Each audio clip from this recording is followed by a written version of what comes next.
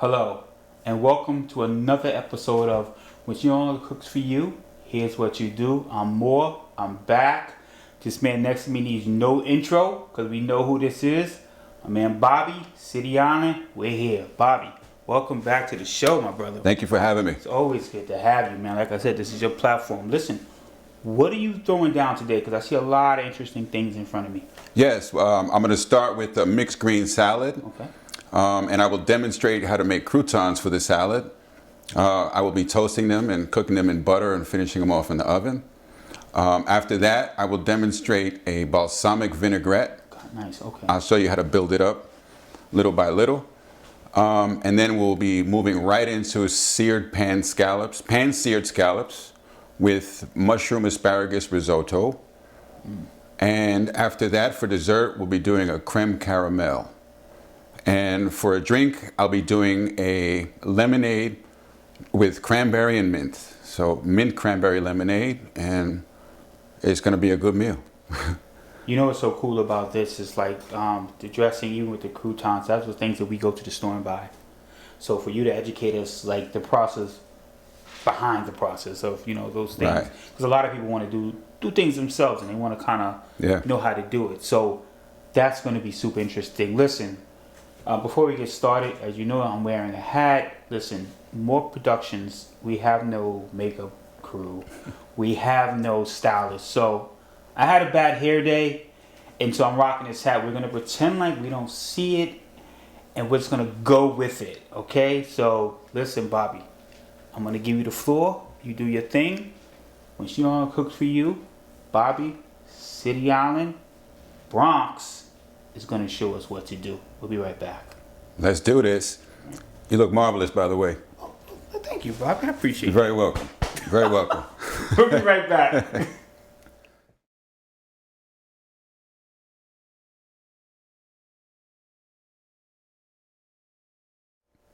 Hey guys, how's it going? Thanks for coming back to City Island, all the way out to City Island to come see me. I'm very appreciative of your company. Today I want to start by demonstrating how to make croutons. What I do is toast some bread, and what you want to do is cut them down to little squares like so. And what we're going to do is cook them in butter. After we cook them in butter, we're going to add parsley and chives and garlic. After that, we finish that in the oven so they become nice and crispy. So let's go over here to the oven and or the stove, sorry. And now we're going to butter our croutons. I always like to get my pan nice and hot. I like to put it at full blast. When you see the pan start to smoke is when you lower it.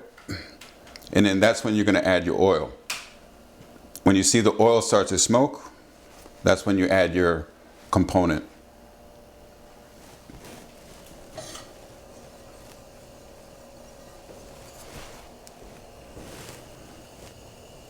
So I got my pan heating up now, and I got some butter behind me. It's not necessarily smoking just yet, but we'll be back. We're back. It's great seeing you guys. So now what I'm going to do, my pan takes a little while because it's kind of thick to heat up. So now that it's heated up, I'm going to use about a half a stick of butter. Yeah, we love that sound, don't we? And what I want is a nice low controlled flame. You're seeing a lot of smoke. And if it's too hot, you pull the pan right off and let it cool down if you have to.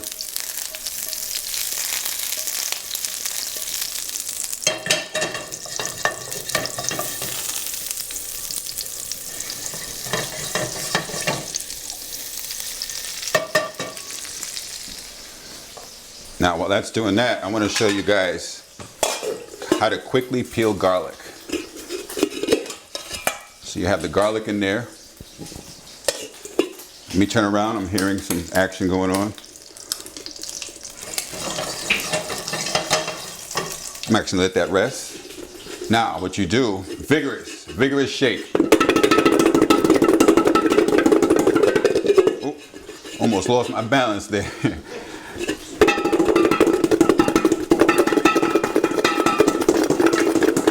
Now you hear them loose. Bong, that's more or less what you want. One of them popped out, but I'm gonna keep going.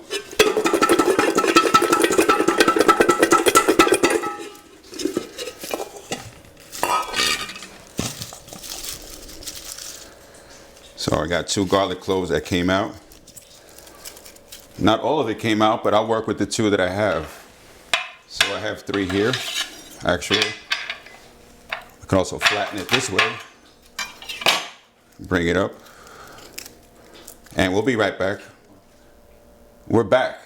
We're back with one of my favorite tools in the kitchen, a garlic press. What you do is you open it up, and you put the garlic in like so. And it is what it is. It presses the garlic, and it presses all the essential oils that you need for flavor. So I got my hot pan over here, and I'm gonna get my garlic.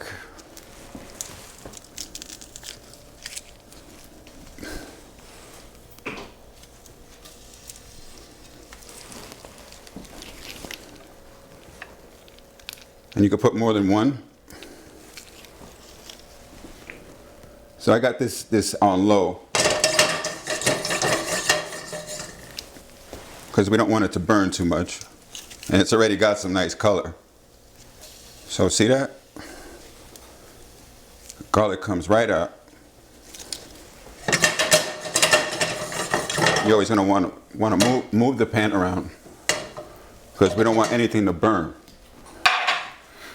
After this, we're going to put chives and parsley.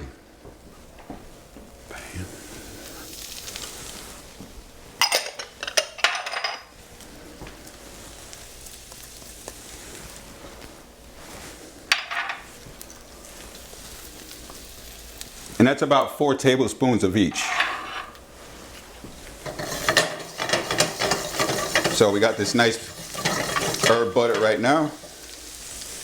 And it's ready to go because now we're starting to smell the garlic. And that's when you want to pop stuff in, when you're working with garlic, when you smell the aroma. So this is going to go here. We're going to toss it.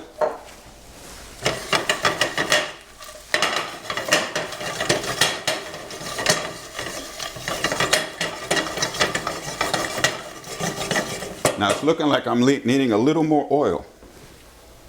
So I have oil here. This is avocado oil. There's nothing wrong with adding more oil to things. Oh, that smells great. Oh, once in a while you might lose a crouton here and there because they like to just battle for space, and then some of them get kicked out. But so you want to make sure each crouton is evenly coated with herbs and garlic. And we'll let that sit. Now we're going to set up a sheet pan. Now what I have is parchment paper. Parchment paper, you can buy it at the store and you could cook with this. So we put it on top of parchment. And what we're going to do is put it inside the oven for about 20 minutes. Oops. Always turn the flame off. Safety first. So I'm going to bring it over here on the table. Make a little space.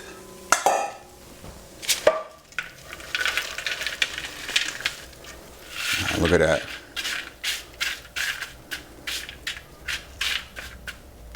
Got your herb croutons here. And I have a spatula because I always like to get everything that's sticking to the pan. So this is a lot of love here. It smells delicious. And if stuff doesn't mix up in the pan, you can just mix it up right on top of the sheet pan. It's got a nice flavor. So I got my pan. I have my oven at 350. So this will be going in for about 15-20 minutes. And yeah, that's nice in here. So I said 20, so it's going to be 20 minutes in here. And I'm going to put a timer on. and we'll be back. Yes, we're back. So now my croutons are cooking. While that's happening, I like to do other things. We could also do other things so time passes a little quicker. When I'm done with the dressing, the croutons will be done, then the salad will come together.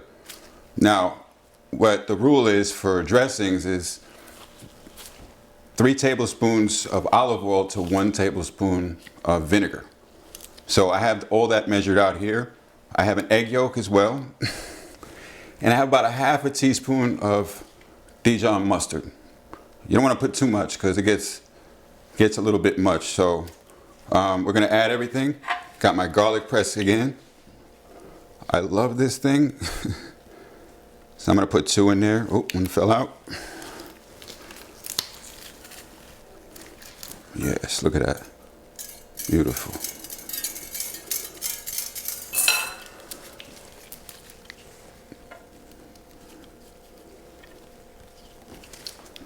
Garlic press.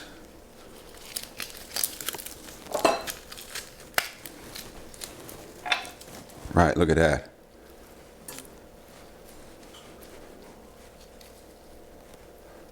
Beautiful. I got my garlic. I have a lemon, juice of 1 lemon. So this is a cool trick to do with lemon. You can take it on top like this, put your hand over to catch the seeds, and squeeze. Oh, and if seeds fall in, then we just pull it out. It's not a thing. I got holes in my hand sometimes. But now we got our lemon juice in there. Now let me go digging, because that sometimes happens.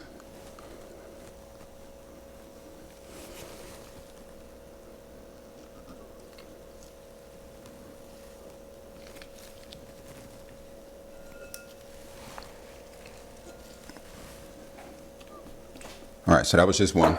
Luckily enough, it was just 1 seed. After this, we're gonna go with egg yolk. And this is a pasteurized egg for the egg yolk. And this is gonna give it the creaminess. As well as the mustard, it's gonna give it a nice creaminess and olive oil as well. So, get that going. Half a teaspoon of mustard.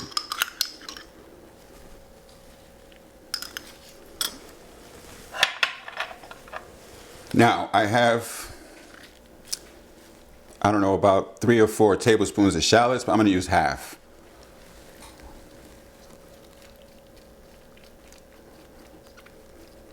That could be a bit much. We don't want to overpower anything. So now that the garlic, egg yolk, and some shallots are in there, well, actually, I'm going to put balsamic vinegar.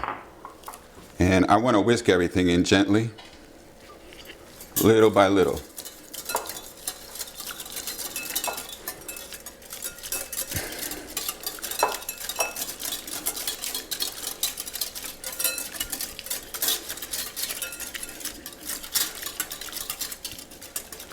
That's that. And now I'm going to add avocado oil slowly.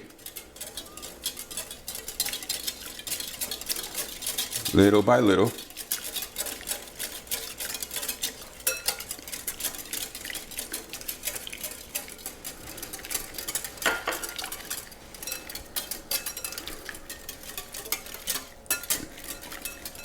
So that's a nice little vinaigrette thing.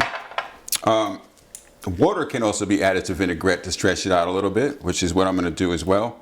I'm going to add like maybe about a tablespoon of water. So yeah, I'll be adding a tablespoon of water to loosen it up a little bit because it's kind of a little tight.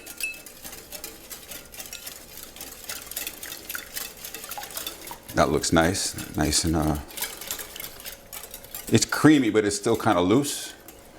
So with that, it's going to be able to coat every piece of lettuce, every component in the salad. And last but not least, salt and pepper. So I got my salt here. Got black pepper, which I love pepper mills. It brings out the best flavor in the salt. And we're gonna go with a little salt.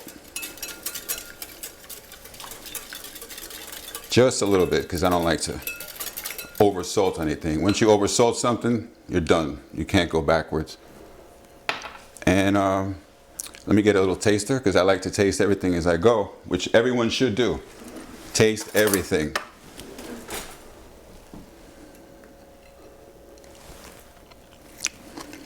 Oh, that works. First time. Bam. That's a beautiful vinaigrette right there. So now I'm going to check on my breadcrumbs. And be right back. All right, so I got my dressing emulsified, meaning it comes together slow. So an emulsified sauce or dressing, you build it up little by little. So with that said, I think my croutons might be done. Let's check up on them. Yeah. Oh, it's the wrong.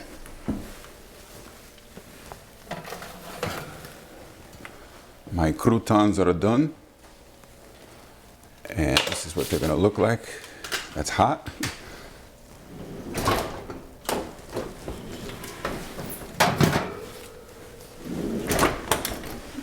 These are my croutons. So with that said, I'm gonna build the salad up now. I'm gonna throw in my tomatoes.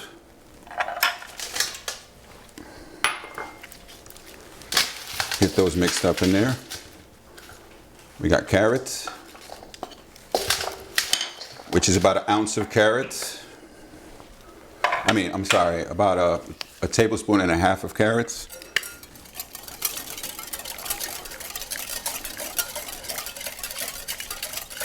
And then from there, oh wait, let's do croutons. Let's put some croutons in. I also got to taste one. Oh, yeah. You hear that crunch? That's what it is. That's good. So now, yeah, I'm going to put croutons. Oops. Misbehaving. That crouton, oh gosh. These croutons are wild.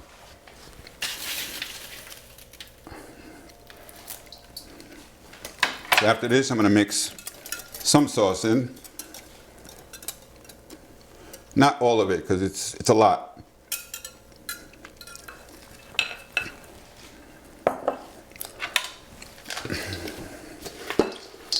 So we just toss and toss.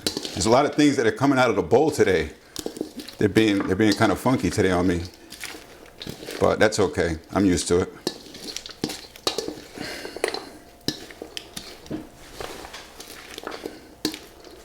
So yeah, we got a nice coating here. And you know, I should have said before that I like to put the croutons after I mix, because the croutons can kind of get lost. And you want them to be visible. So that's mixed with the sauce. I will just take it by my hand. And garlic croutons on a mixed green salad. Let me go to plating. Let me get this little guy out of the way. And I'll be back with the plate, okay? All right, guys, here we have a beautifully tossed salad with a nice balsamic vinaigrette and my special croutons on the side. So these croutons are love, all love. I think the croutons are the best finisher, you know, especially when you cook them in butter, parsley, and chives. That's a whole world of flavor. So see, I got my salad here, all nicely coated with the vinaigrette. You don't want to leave any of the greens empty. None of the components empty. So this will be a salad for one. We'll pull some tomatoes out, make sure everything is evenly distributed. This here. And to finish this off, I'm going to put croutons. More croutons. So,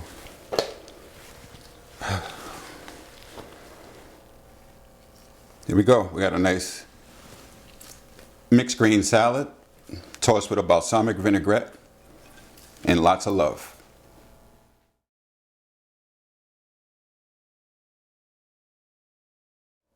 Now on to the risotto. First thing I want to say, and the first thing I learned about risotto, is that you have to make it with a wooden spoon. A metal spoon will make the risotto break. And basically the oil separates from all the components because you put Parmesan cheese and it's just not going to look good. It's going to look like a mess. So always use a wooden spoon. So now I got my pan heating up over here. And we're going to put it up a little bit. I got a little bit avocado oil.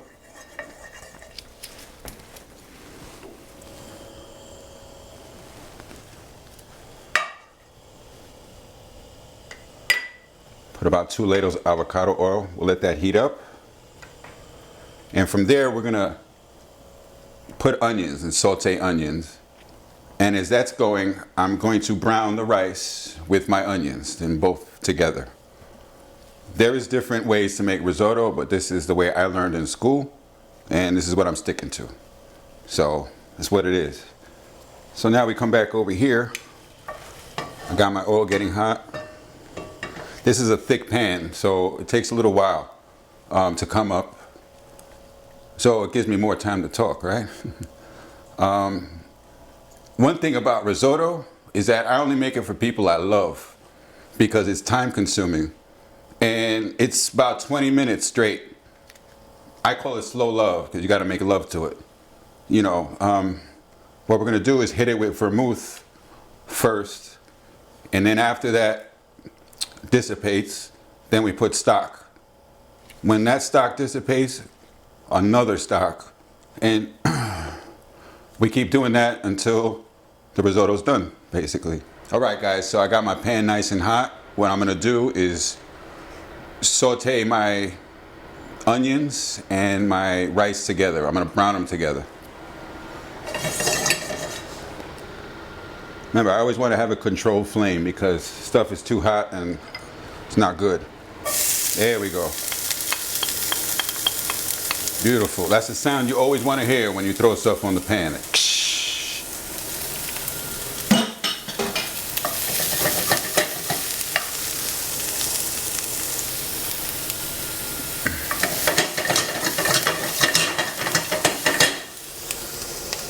So I'm going to come over here and lower my flame to about a low medium heat. Don't want to cook it too fast. So now I got my 1.25 cups of risotto, which, yep, right in, baby. Here's how I cook my rice as well. So risotto is Italian rice, is what it is. So we're browning the rice with the onions.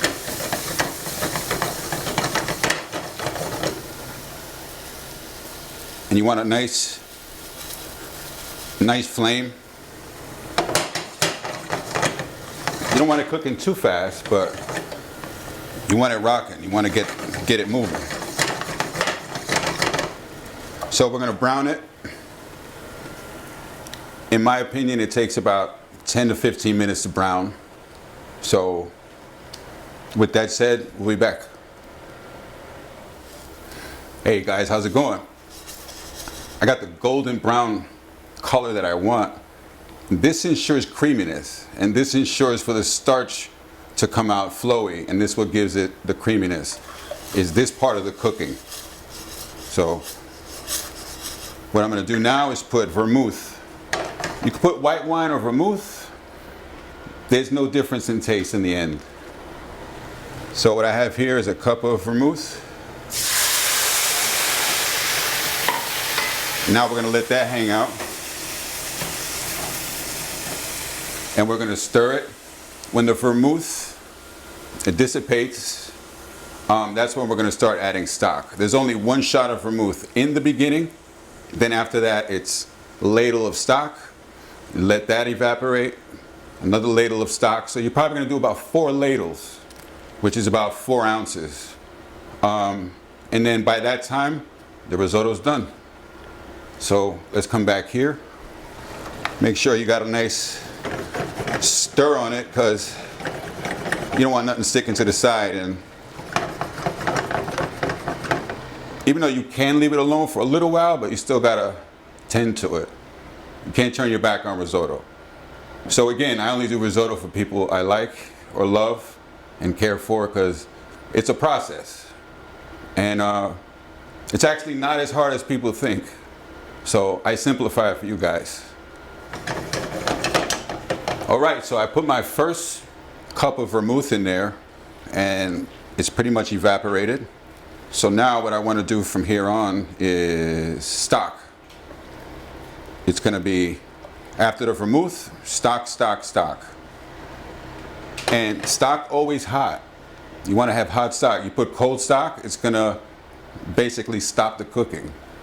So you want to have hot stock going into hot risotto. So now all the vermouth is evaporated.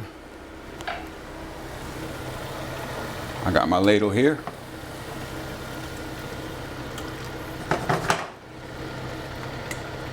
Put about a ladle and a half.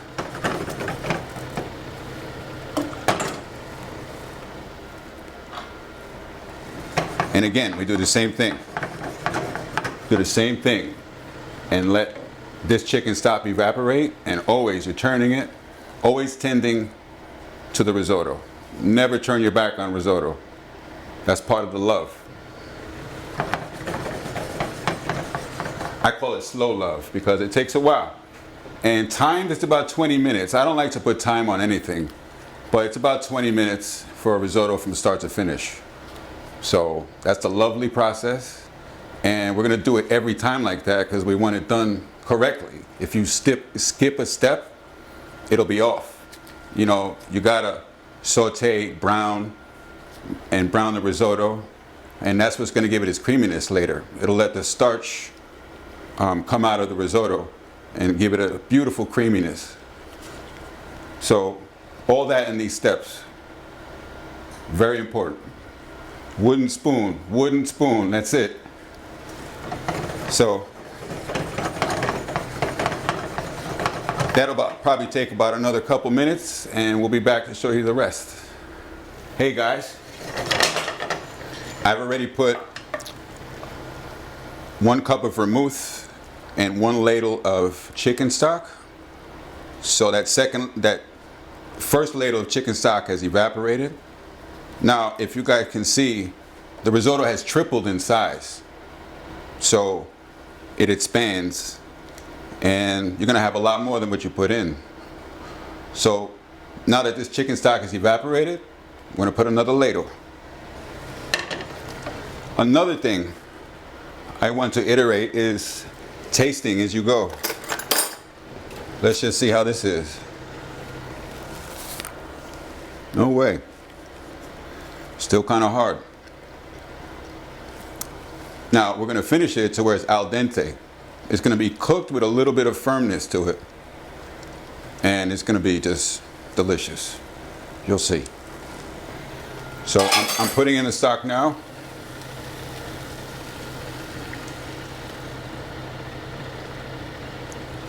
Another ladle and a half.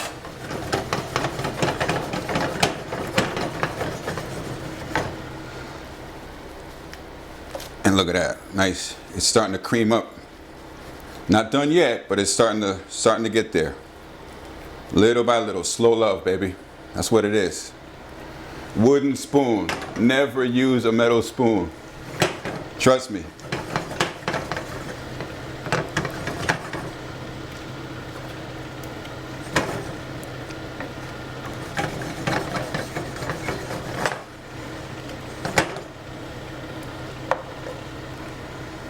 So the starch is what gives it its creaminess.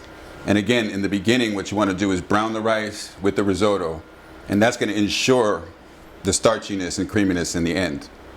So that's all part of the process.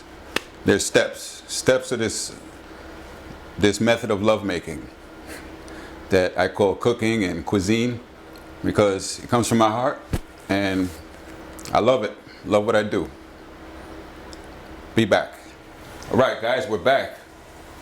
I have some asparagus over here sauteing, which I'm going to be adding some porcini mushrooms, or actually cooking them, the porcini mushrooms separately, and then I'll add them together, and then they'll go into the risotto.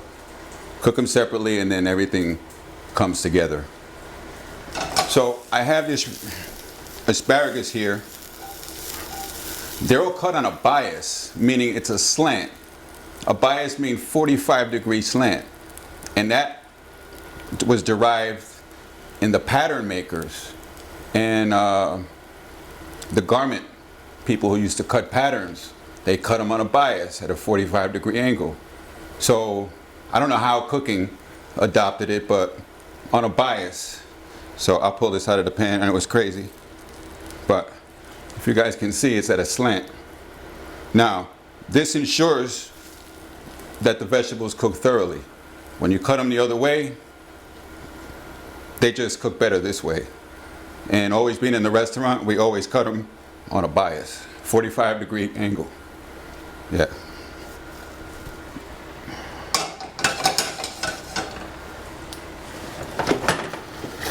So my risotto is just about done. So after the risotto has gone through its third, fourth, or no, I say fourth or fifth wave of chicken stock, it'll start to cook. It'll start to cook, and then what you want to do is add Parmesan cheese, little by little. This is also going to give it its creaminess. And Parmigiano Reggiano. Parmigiano Reggiano is the cheese that it calls for. So,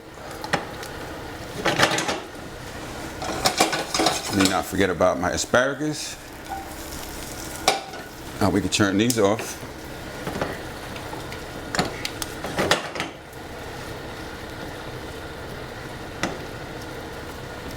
So now again, I'm tasting.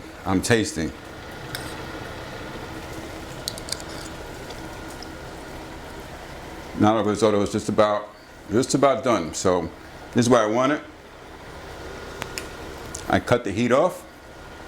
I'm going to add cheese also, but then I'm also going to add butter. Only when you turn it off, because the residual heat, the butter will melt. You don't ever want to cook with butter. But after I've turned it off, I'm going to start adding butter, and it's going to give it a nice creaminess, and it's going to be beautiful. Hey guys, we're back. My risotto is done. Nice and creamy. And how you know risotto is done, you drag it back, and if the line just stays without it falling back in, then you're good. So there's a nice creaminess to it.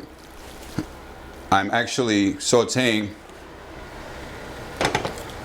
asparagus and porcini mushrooms, which will go right into the risotto.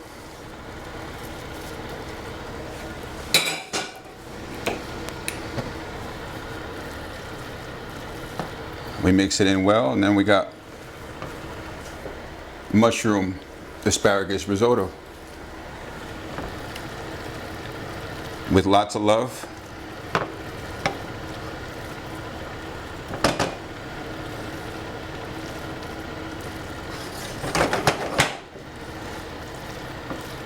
I've also seasoned it with salt and pepper. Always salt and pepper last. Because if you do it first and you realize that you need more in the end, it just doesn't work. Always salt and pepper last. So I used Himalayan sea salt and black pepper.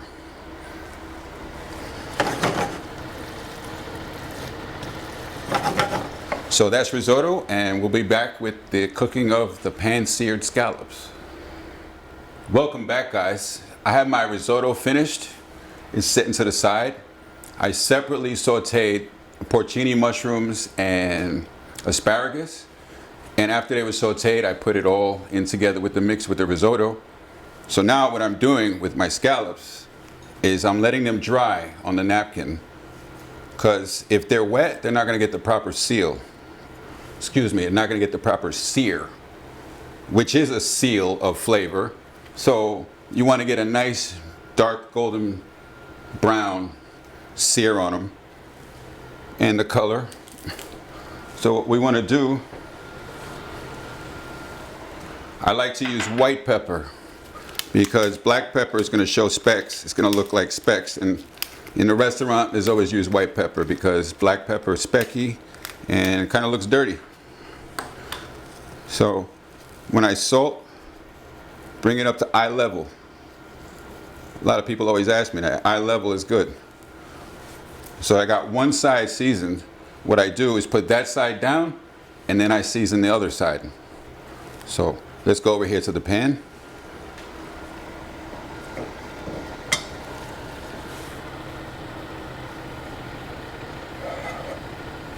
Now you want little oil with scallops to ensure a nice sear. If you have a lot of oil, it's not going to let it sear properly.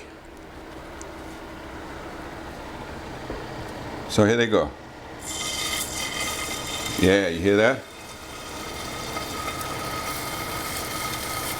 Beautiful. These top sides are going right down. Bang. Non-stick pan is easier to use. Other pans they could stick to, and scallops are another thing. They're not going to move until they're ready. So don't try to yank it off the pan because it's going to rip and not a good presentation. So we let this come to a golden brown color. You want your oil to heat up nice and hot. And this is where we use our tongs to scoop them from the side. You don't ever want to pick them up. Well, that's kind of the only way you can pick them up, but gentle. You want to be gentle with scallops.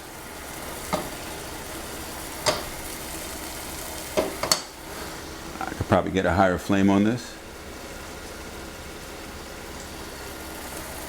I have a question. Sure. Because it smells amazing in here. I want to know, like, can people hire you for like parties and stuff like that? Sure thing. I do parties, Christmas parties, Thanksgiving. I'll cater the whole thing. What I do is I cook for people who are also in need of healthy cooking.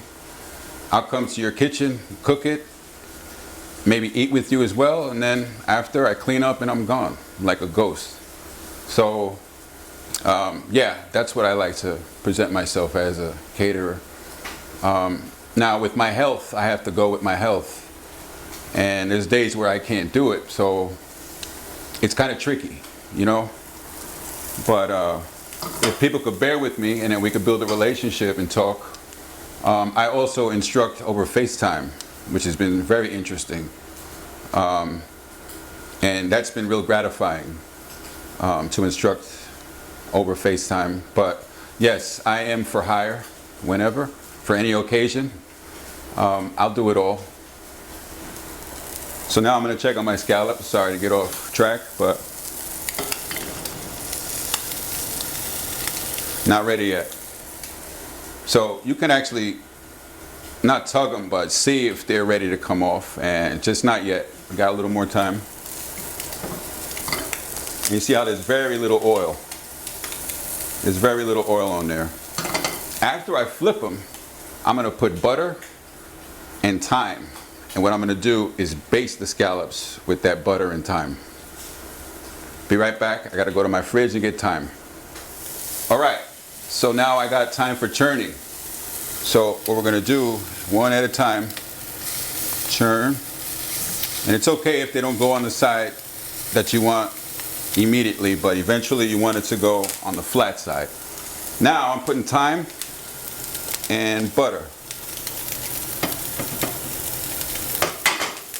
And this is a fun part because it always looks cool in front of guests. What we're going to do is baste each scallop slowly.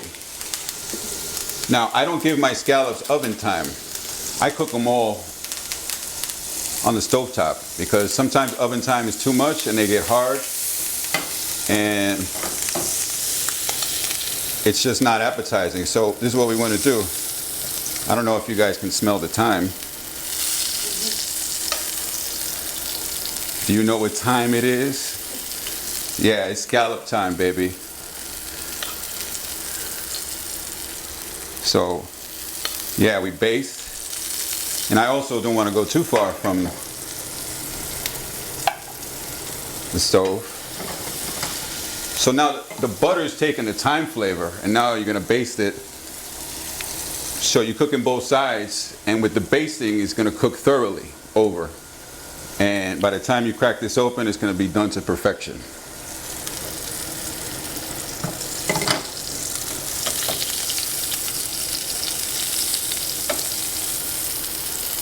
So you want to baste. Yes. Pass it over, pick it up, and pass it over like that, like so. Put these on the stove. These are done. And we're going to come back for plating. And Marcus is going to come sample my scallops and risotto. We'll be back with that. All right, listen, I'm not really sure what's going on because the show's not over. My man Bobby has me out here. He told me I need to try this now. Bobby, you know this is not the format that we usually go with, so what are we doing? I know, we're breaking the rules here. But with risotto, you got to do that. It's an exception because this has been a love-making session, and now you're about to taste the love. All right. So risotto gets risotto gets cold very quick, so it's got to be eaten on the spot, and so do scallops. So that's why we're switching it up. Okay. And but do I get the dessert too later? Like later we're gonna do. Okay, nah, because I can't be cheated out of the whole meal. Like I need, I got a weight problem. I can't wait to eat. Can't wait to eat. You know what I'm saying? So listen, I'm gonna let Bobby plate it up. What we gonna do? Let's do it. All right. All right. That looks amazing. Here we go. We got the risotto. Wow. Nice and creamy. With you, I'm surprised, but I'm not surprised because it's just what you do, and you do it well. Thank you. Thank you. You know. Oh, that smells good. Beautiful. That smells good. Ba, ba, ba. Love is love. Scallops look amazing. You're gonna taste the love when you. Okay, I'll just take 2. 2, you sure? Yeah. I'll do 2 for now. Okay. And then wait, hold on. Now truffles are in the mushroom. Ooh, what is he doing? Truffles are in the mushroom family, so it's always nice to drizzle a little on top of the scallops, and then. Oh my. We Look have at people in the room with us, but I'm the luckiest one because I get to eat right now. And of Bobby course, has had us all very hungry. Stomach's been growling, and can I get a fork? look at that present. That looks amazing. You got it. It's all you, man. I can smell the scallops. With love. Oh man, damn. Yeah. Yeah. You taste every step, don't you? Yes. Yes. Got a nice sear on the scallops also. I'm very proud of that. This is so good it makes no sense.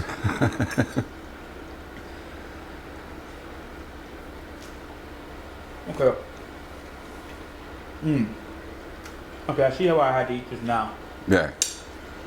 Because once scallops is really not something you want to be heating back up, right? No, not really. You want to eat it on the spot and then boom, have it. Don't microwave it. If you do heat it back up, maybe put it under a salamander, which a lot of people don't have. It's like a broiler. Mm-hmm. You can flash it that way, but yeah, risotto, scallops, it's ready to go right there. As soon as you plate it, eat it, and enjoy. Now, I don't know if the audience noticed, but I noticed you changed hats. Yes. So talk to me about the hats, because I'm noticing you have different hats going on around us. So talk about that. Yes, these are hats, and I'm an artist, and I sit around drawing all day, and I fell in love with this logo, so I decided to put on hats, and it's my catering logo, and I want to be doing t-shirts, but hats is really what I want to do. I'm not hooked up with a drop shipping company just yet, so it's still in the works of trying to get pricing and how to get them out to people, but these are one of my hats, and this is Love is Love. I have the acronyms of ESKM, and to me what that stands for is Evolve Systematically Keeping Momentum. It means a lot of different things. Sorry to cut you off, but no. As a graffiti artist, we're always breaking stuff down and doing acronyms and just playing with words, So, yeah. I didn't know you were a graffiti artist. Like when you were younger, were you one of those guys on the tagging up on the train? I mean, I ain't trying to get you in trouble here. No, nah. Everybody come looking for it. Now, you know how I started? I was 5 years old, and I come home, and my mom was doing bubble letters. Yvette, Y-V-E-T-T-E. Okay. Bubble letters. So I was like, oh, what's that? And then she was doing them. I started my own name, and then that was it, since 5. Wow. So, as a kid, I ran around. I grew up in Queens and the Bronx. So, all the kids I hung out with had older brothers that did graffiti. Okay. And then, so we try to emulate that. And I defaced a couple properties, you know, but my parents were very strict. So I was scared of my parents and what they would do if I was caught like this. Hey, Mom, I did graffiti, I got caught. My dad would have killed me. Yeah. So I did it a lot on paper and, you know, just for friends. And I'm not going to say where I did it, but it was definitely a thing just New Yorkers just did. I don't know, back then, 90s, I guess the crew of people I hung out with, we were all just tagging. Yeah. No, I so, yeah. Nobody trying to hurt nobody. Just want to be known. Right. Listen, the show's not over yet. Look at the salad. Can I get? Still gotta have this salad, my brother. Croutons. Yes. I'm so greedy, and I'm sadly greedy.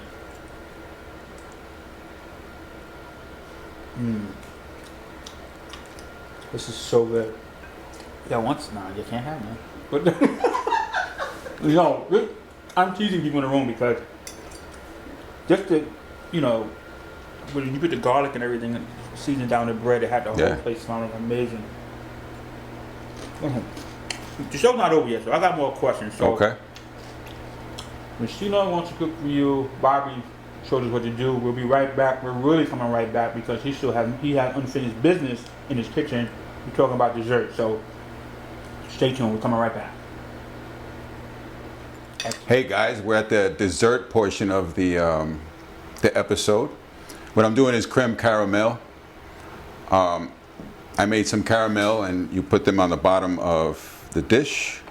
And what you're gonna do is, after you put the caramel at the bottom, you're gonna wanna put the custard on top. Then you set your oven at 300 and you cook it for an hour. After it's cooked for an hour, you bring it out, let it sit room temperature. After it's room temperature, then it goes into the fridge. After fridge time, you come out and you serve it. It's best served cold, so it comes right out. Now, we had a mishap last night. I do have prep cooks hooking me up and helping me. And I went to plate this, bought it straight out of the fridge, but we forgot to cook the custard. So it fell straight flat. So the lesson here is don't forget to cook the custard, you know? But hey, it's all love, it's all fun, and we learn from this. So from here, we can actually put this in now. And what I did was a bain-marie. Again, it's a steam bath. So warm water and then into the oven. So the steam is gonna help give it a silky consistency. And bain-marie is a great method of cooking custard and baking. So these are going into the oven at 300 for an hour.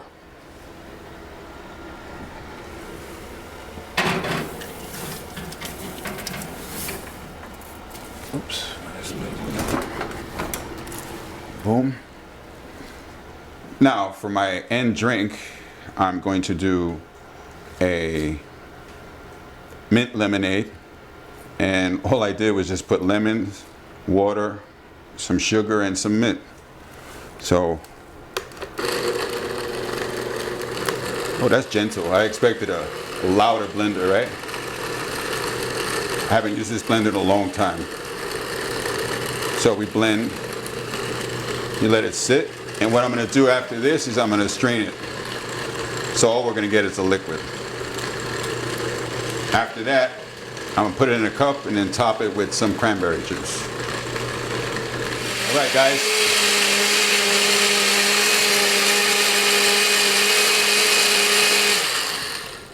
So we got the mint, water, whole lemons, and some sugar. And what we're going to do is strain this, and wow, it smells delicious. Minty, it smells lemony. And what you're going to get is kind of a pulpy, the pulp at the end, which is great, and it's great for a compost if you want to put it in a compost. I've even heard of people baking pies with some of the stuff that's left over, but I'm not adept into doing that. But there's always uses for stuff, for food.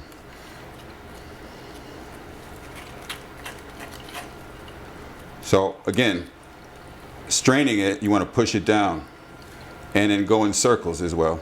It'll come out quicker.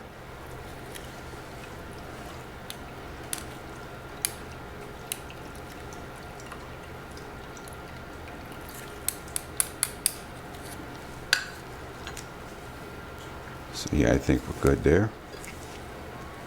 And we'll get a little taste here.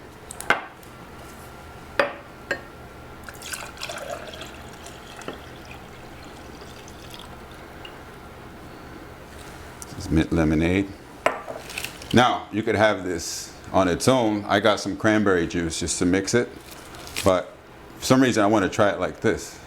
And hey, I'll have fun with it. See how it goes. Let's see. Cheers. Oh wow, that's really good.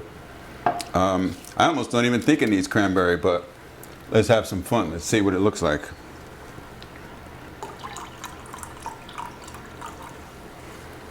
Little cran. Honestly, I don't know if I like the color. I like it. Oh, but it is good with the cranberry though. If you put the cran with the lemon and the mint, delicious. Delicious. So yes, cranberry mint lemonade. And yeah, it's winter time, but I have lemonade any time of the year just because that's what I do, you know? So yes, once you know Logan wants to cook for you, here's what to do. It's your lemonade, mint, cranberry lemonade. And this is all to good health and well-being. And much love to all. This was me putting love into what I do. And I thank you guys for joining me. See you next time. Hello, and welcome to the end of the show. As you guys saw, I already ate, so I'm having this beautiful drink. But we have a special guest here. We have Mom on the show. We've been here a few times, and we had to introduce Mom. She's a beautiful person, lovely lady, a lot of knowledge, can sit and talk for hours. Mom, welcome to the show. Thank you. Welcome to the show. Thank you so much for being here and for providing so much information well, to thank you for having us. Yeah. Thank you for having us. Tell us about Bob. Growing up, this cooking thing. We're like, when did all that start? You know what? My earliest memory, I think, was we used to make tacos together. Okay. And also with my mother. Okay. She was important that he learned how to cook so that he can take care of himself. Okay. And so my first memory of it is making tacos. Nice. And then he surprised me one time, came home, and he had heated up the tacos in the oven. Leftovers. You gotta start somewhere. Yeah. But he took care of himself pretty well. Okay. You know? Yeah. Nah, he's an amazing guy. I love being around Bobby. Mom, Bobby goes down. I've been here a few times. Bobby, I mean, this meal tonight was next level. Because he made surf and turf last time I was here. But I've had that before. But Bobby, this meal I've never had before. And the way he threw it together. So we know Bobby can cook. What's your favorite meal that your son cooks? This particular one is my favorite. Really? He made it for me when I went to see him at George Mason, when he was working at George Mason in D.C. And it was just a fabulous dish, and I'll never forget it. And I've had it in other locations, in other places, and it's never been as good. Mm-hmm. And tonight I was able to have it again, and it's just absolutely delicious. I'm so proud of him. Yeah. Thank you. Now, Bobby, tell me what your mom means to you. What does she mean to you? She means the world to me. Okay. Absolutely. And I was a latchkey kid, meaning we come in and we got our keys around the latch, around the neck, and we come in on our own because our parents are still at work. So that's where the reheating came in. So I came home from school and would reheat stuff. And if I hadn't done the reheating, it wouldn't have led into me prepping with her. Then I would prep with her, and then she would share food knowledge with me. And it's just, if it wasn't for her, I wouldn't be here doing what I do now. And my grandmother was the original OG with the cooking. It's a lineage almost. It's passed down. And like I said, when I do this, it's a way for me to honor my grandmother. I remember you saying that before. Yeah. I remember you saying that before. Yeah. Bobby, you've been on the show a few times already. You never seem to amaze me. But your talent, you're so talented. I brought your mother on here because the viewers have seen you, and your story is incredible. And so, as I consider you a great man, I need to meet the women who made that great man. So we had to bring Mom on here. Mom, you're a blessing.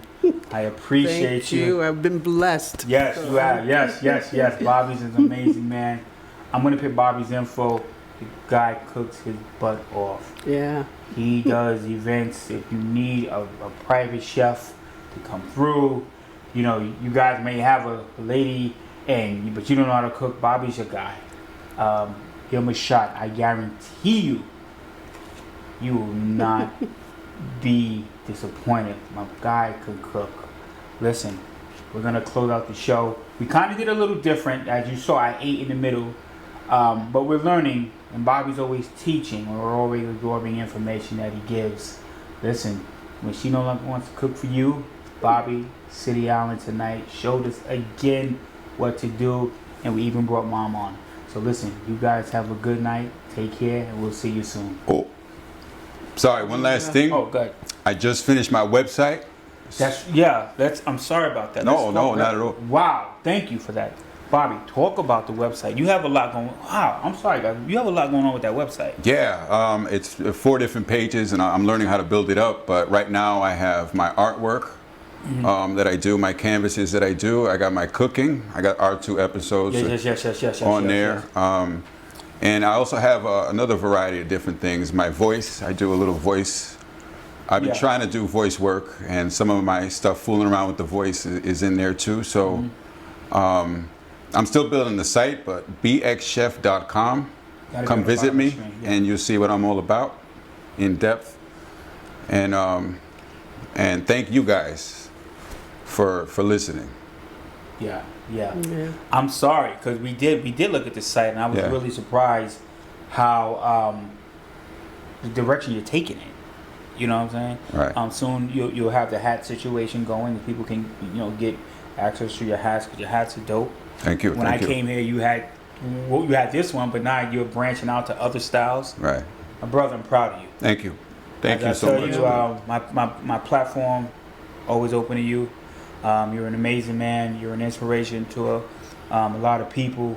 In life we go through hiccups and we go through ups and downs, but you're doing your thing. And, you know what I'm saying? So my brother, we're gonna close it out. Yeah. I don't want to be busting on no tears. But Bobby's my man. I love this guy, man. So listen, we're gonna close it out. When she no longer wants to cook for you, Bobby, Mom, more, just showed you what to do. You guys have a good night. Love you guys. Good night. See you next time.